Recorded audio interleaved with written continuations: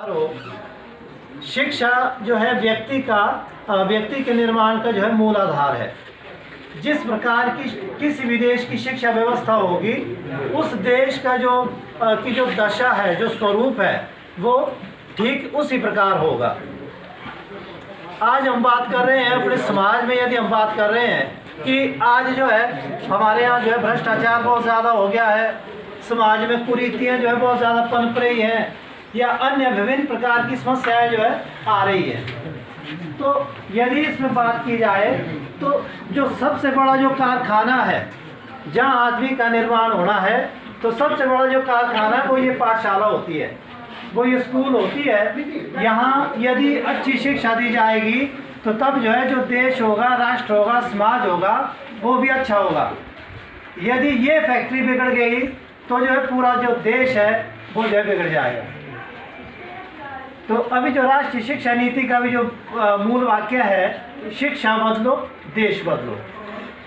हमारे यहाँ जो है यदि बात की जाए, और ये जो है तीसरी शिक्षा नीति है आज़ादी के बाद।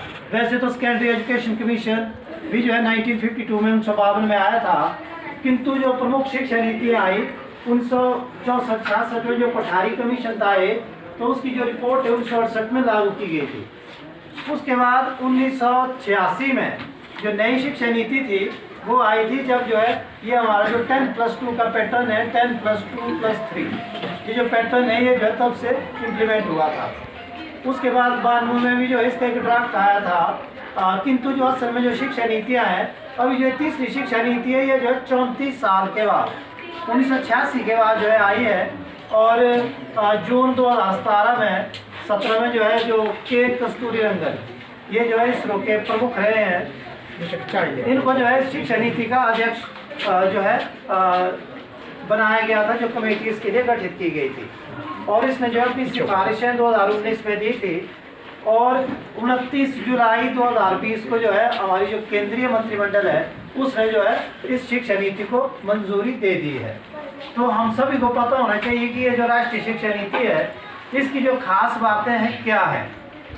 हम सभी के, आपके भी जो है बच्चे अभी पढ़ रहे हैं, आगे उन्होंने पढ़ना है, शिक्षा प्राप्त करनी है। ये सिर्फ स्कूली शिक्षा तक सीमित नहीं है, इसमें जो है उच्च शिक्षा भी और अन्य समाज के योगदान के बारे में भी जो है बहुत सारी अपेक्षाएं हैं। हम सभी की जो भूमिकाएं हैं वो जो है चिन्हित हैं। खैर, आज हम जो है ज़्यादा बात करेंगे स्कूली शिक्षा के बारे में ही। जो हमारा ये राष्ट्रीय शिक्षा नीति है, तो राष्ट्रीय शिक्षा नीति सबसे जो पहला इसमें काम हुआ 1985 के बाद, इसको जो है मानव संसाधन विकास मंत्रालय के नाम से जाना जाता था, किंतु अभी जो है इसको फिर शिक्षा मंत्रालय का नाम दिया गया है। फिर से सेंटर में शिक्षा मंत्रालय का नाम दिया गया है राष्ट्रीय शिक्षा नीति लागू होने के बाद। दूसरा जो फर्क है, खैर पहले भी जो शिक्षा नीतियाँ आई उसमें ये बातें होती रही, जो बजट एलोकेशन है, जो बजट है, बजट जो है अब शिक्षा के लिए जो है हमारा जो कुल जीडीपी है उसका 6% जो है शिक्षा पर व्यय होना है, शिक्षा पर खर्च होना है। तो ये भी बहुत बड़ी बात है अगर ये फील्ड में इम्प्लीमेंट हो जाता है। और तीसरी जो खास विशेषता है, जो चेंज है इसमें, वो सबसे बड़ा चेंज ये है कि अब जो पैटर्न है, अभी तक हमारा जो चल रहा है, जो हमारी 5 साल की पहले 5वीं होती है, उसके बाद 3 साल तक मिडिल होती है, फिर जो है हमारा 9th-10th है, हाई स्कूल है, उसके बाद हमारा +1 +2 है, उसके बाद हमारा 3 साल का कॉलेज है। ये जो पैटर्न है इसको भी जो है अभी इसमें चेंज कर दिया है। अभी हमारा बच्चा जो है 6 साल से जाता था स्कूल, अब जो बच्चा है वो जो है 3 साल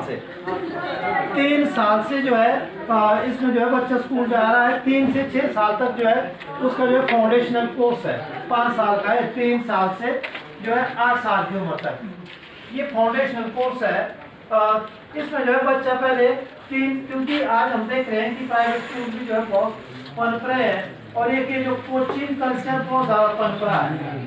मैं ये आपको पैटर्न बताऊँ, उससे पहले ऐसा है कि सरकार को जो है क्या ज़रूरत पड़ी कि ये जो वर्तमान में शिक्षा नीति है, जिस पैटर्न में हम पढ़ा रहे हैं, इसमें क्या प्रॉब्लम आ रही है, क्यों जो है नई जो है नीति है राष्ट्रीय शिक्षा नीति, इसकी आवश्यकता क्यों महसूस हो रही है। इसका सबसे बड़ा कारण ये है, हमारी ये जो वर्तमान में जो है नीति, ये जो है रटंत प्रणाली को ज़्यादा बढ़ावा दे रही है। हमारे जो है बस हम बच्चे को रटने और अंक प्राप्त करने तक ही सीमित रख रहे हैं। हमारे अंदर जो है एक होड़ चली हुई है, बस बच्चा जो है ज़्यादा से ज़्यादा अंक ले, सिर्फ उसको वास्तव में जो है सब्जेक्ट का कितना नॉलेज है वो मायने रख रहा है। दूसरी जो बड़ी बात है कि जो शिक्षा है हमारी रोजगार उन्मूलक नहीं है। ये हमारी जो एजुकेशन है इसमें जो है बच्चा जो है पढ़ाई कर रहा है, एमए कर दी, एमफिल कर दी, पीएचडी कर दी, किंतु उसके बाद भी उसके लिए रोजगार के दरवाजे सुरक्षित नहीं है। तो ये जो सबसे बड़ा ये जो रीज़न है ये जो रोजगार उन्मूलक बनाने के लिए, और साथ में बड़ी बात ये है कि अब जो है वैश्विक स्तर पर परिवर्तन आ रहे हैं। हर तरह की समस्याएं, नई नई समस्या आ रही हैं, चाहे वो जलवायु परिवर्तन से संबंधित हो या फिर ये महामारियों से संबंधित दिक्कतें हों। आने वाले समय में जो है अब देखिए हमारे जो ज़्यादातर काम है अब हम मशीनी युग में जी रहे हैं। जो अनस्किल्ड वर्क है, जो लेबर क्लास के काम वो जो है वो मशीनों द्वारा ज़्यादा हो रहे हैं। तो हमारे को जो है जो हमारे नीति निर्माता उनको सोचना पड़ेगा कि यदि हमारा जो आने वाला टाइम है तो उसमें हमने कोई रोज़गार के अवसर सृजित करने, तो हमने किस दिशा में जाना है, हमने कैसे बच्चे को सेल्फ स्टैंड बनाना है। तो ये जो राष्ट्रीय शिक्षा नीति है इसमें ये सबसे बड़ा फ़र्क है। मैं भी थोड़ा बताऊँ कि क्या इसमें कोर्स जोड़े गए हैं। तो बड़ा कहानी यही है कि एक तो ये जो क्रेमिंग सिस्टम है, रटंत प्रणाली है, हम बच्चों से बटा रहे हैं। ये गुरुजी ने पाठ जो है आपको दिया है, ये माई स्कूल है तो ऐसे ही पढ़ना है। ये थर्स्टी क्रो है, तो जब हम पढ़ते थे हम भी हमारे सामने वो हमारी किताबों में कौवा जो है प्यासा ही था, थर्स्टी क्रो था, या ग्रीडी डॉग है वो आज भी ग्रीडी है बेचारा। हमने बच्चे तो वहीं तक जो है लिमिट किया हुआ है। हमारी भी मजबूरी होती है, ऐसे नहीं कि हम यहाँ प्रयास करते हैं, पर जब वहाँ बोर्ड में जाएगा बच्चा वहाँ दोबारा ग्रीडी डॉग, थर्स्टी क्रो है, उसका वो अभी वो प्यासा ही है, कौवा प्यासा ही है अभी जी। तो कहने का मतलब उस रटंत प्रणाली को जो है ख़त्म करने के लिए, तकनीक को शामिल करने के लिए, भविष्य में जो है रोज़गार उन्मुख जो है कुछ ऐसे क्षेत्र में जो है बच्चे को ले जाने के लिए ये जो है राष्ट्रीय शिक्षा नीति का मूल उद्देश्य है। और सबसे बड़ी बात है कि अभी तक जो है फोकस था 8वीं तक कि एलिमेंट्री लेवल तक जो है सभी बच्चे अपनी स्कूली शिक्षा पूरी कर लें। अब जो फोकस है कि बच्चे जो है हायर एजुकेशन तक भी सभी बच्चे जाएं। 2030 तक जो है ये लक्ष्य रखा गया है कि जो बच्चा जो है पहली में दाखिल हो रहा है वो जो है आगे हायर एजुकेशन भी कंप्लीट करे, तभी फायदा है। कोई बच्चे छूटे ना, चाहे भाषाई आधार पर, जातिगत आधार पर, किसी भी आधार पर किसी के साथ कोई भी जो है असमता मूलक व्यवहार ना हो। हाँ, मैं पैटर्न की बात कर रहा था, ज़्यादा विस्तार में नहीं जाऊँगा क्योंकि हमारे और भी अभी बातें होनी है स्कूल से संबंधित भी। तो इसमें जो पैटर्न है मैं कह रहा था 3 साल से जो है बच्चा आ जाएगा स्कूल। शुरू में उसके जो है प्री प्राइमरी या आंगनबाड़ी जो है ECC जो है अर्ली चाइल्डहुड केयर एजुकेशन जो है उसको देनी है। तो पहले जो है जो कोर्स है उसका वो है फाउंडेशनल स्टेज 5 साल की, 3 साल वो प्री प्राइमरी है और 6 से 8 साल की उम्र तक जो है उसको नर्सरी, जिसको प्री प्राइमरी कहते हैं, वो पढ़ेगा। उसके बाद जो है उसका क्लास 3 से 5 वो स्टेज अलग है, उसको जो प्रेपरेटरी स्टेज बोला गया है। अब ऐसा नहीं है कि प्राइमरी स्कूल, प्रेपरेटरी स्कूल होगा। हिमाचल में भी जब अब लागू हो जाएगा तो प्रेपरेटरी स्कूल होगा। फिर 6ठी से 8वीं जो है मिडिल स्कूल है। उसके बाद जो हाई स्कूल का पैटर्न नहीं है, जो ये मेन फर्क है। अब जो है उसके बाद सीधे 9 to +2 है। खैर शुरू में इसमें बात हो रही थी कि मैट्रिक का वो शायद खत्म हो, ऐसा नहीं है, इसमें कुछ एक सुधार के जा रहे हैं, पूर्ण होगा। इसमें थोड़ी बहुत चेंजेस मतलब बच्चे को रियायत रहेगी, वो परीक्षा 2 बार ले सकता है। मतलब ऐसे कोई स्ट्रिक्टनेस नहीं है कि भाई एक ही डेट शीट है बस उसी में बाउंड हो गया। बच्चा बीमार है या कुछ और कारण से परीक्षा में क्लियर नहीं हुआ तो ये एक रिलैक्सेशन इसमें दी जा रही है, जो चेंज है। +2 हाँ, जो अब जो बेसिक क्लास रहेगी, जो अभी तक मैट्रिक करा करती थी कहीं भी किसी भी कंपटीशन के लिए, इट विल बी नाउ +2, ये जो है 12वीं रहेगी। और दूसरा जो फ़र्क है इसमें सबसे बड़ी बात, हमारे जो ये ऑप्शनल सब्जेक्ट शुरू होते थे अभी +1 से, जो हम मतलब अपनी पसंद के विषय लेते थे ना कि अब आपने साइंस पढ़नी है, आर्ट्स पढ़ना है या कोई और सब्जेक्ट लेना है, तो वो जो है +1 से शुरू होते थे। इसमें राष्ट्रीय शिक्षा नीति जो नहीं है, इसमें अब ये जो है 9 से ही ऑप्शन रहेगी। 9 से ऑप्शन रहेगी। और जो मैं रोजगार उन्मूलक बात कर रहा था ना, उसमें जो है इसमें खास बात जोड़ी गई है। फिर दूसरी बात है ऑप्शन में अभी तक हमारा पैटर्न चलता था कि साइंस का बच्चा जो है उसका कॉम्बिनेशन साइंस ही रहता था, वो हिंदी नहीं पढ़ सकता था। मान लो किसी ने फिजिक्स पढ़नी है तो वो हिंदी नहीं पढ़ सकता था, उसको फिजिक्स केमिस्ट्री बायो साथ में इंग्लिश ऐसी रहती थी। इसमें भी अब छूट रहेगी आगे। बच्चा ने अगर केमिस्ट्री पढ़नी है, केमिस्ट्री के साथ उसने पॉलिटिकल साइंस पढ़नी है, वो पढ़ सकता है, उसको आज़ादी है। ये इसमें छूट है। मतलब आपने कैरियर जिस दिशा में ले जाना है, बच्चा जो चाहता है वो उस दिशा में जाए। ऐसा लिमिट नहीं है किया हुआ। अगर कॉमर्स के मान लो अकाउंटेंसी पढ़नी है बच्चे ने, अकाउंटेंसी के साथ उसने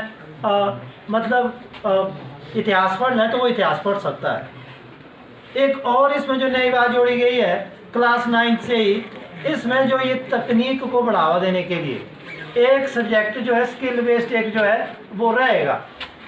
समुदाय में उस एरिया में नीड को देखते हुए, आवश्यकता को देखते हुए इस तरह के सब्जेक्ट्स आएंगे। वैसे तो हमारे जो है वोकेशनल कोर्सेज शुरू भी हो गए हैं, किंतु राष्ट्रीय शिक्षा नीति में जो है इसको ज़्यादा बढ़ावा दिया गया है।